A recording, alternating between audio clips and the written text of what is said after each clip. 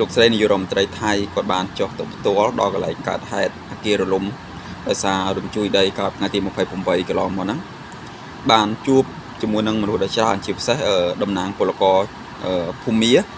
ក្នុងហេតុការណ៍នោះពលរដ្ឋភូមាអាចនឹងរងគ្រោះច្រើនជាងជាសាសដតីដែលមានខ្មែរមានឡាវមានថៃជាដើមណា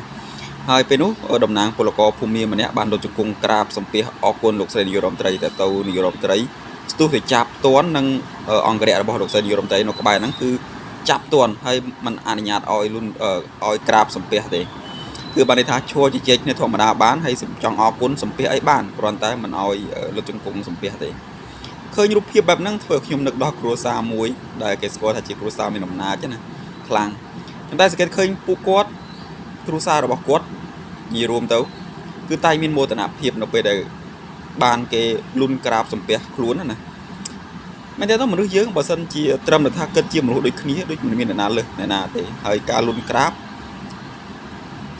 ដូចមិនគួរធ្វើស្ទាល់តែសោះចំពោះមនុស្សដែលមានកិលេសជាពិសេសជាប្រភេទមនុស្សដែលនៅមានគំនិតចិត្តខឹងស្អប់ច្រើនណាគឺគាត់ត្រឹមតែឈួរជជែកគ្នាសំពះគ្នាទៅវិញទៅមកគឺគ្រប់គ្រាន់ហើយប៉ុន្តែគ្រួសារមួយហ្នឹងគឺគាត់សប្បាយចិត្តមែនទែននៅពេលដែលមានគេក្រាបសំពះលុនគោរពគាត់ណាអនិច្ចាមនុស្សយើង